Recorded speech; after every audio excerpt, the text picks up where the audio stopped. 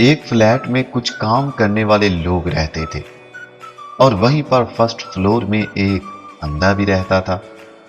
एक दिन second floor पर जो लड़की रहती थी वो नहा रही थी कि उसके दरवाजे पर जोर से दस्तक हुई। लड़की ने बुलंद आवाज से पूछा, बाहर कौन है? तो जवाब आया, मैं वो अंधा हूं जो कि फर्स्ट फ्लोर पर रहता हूं।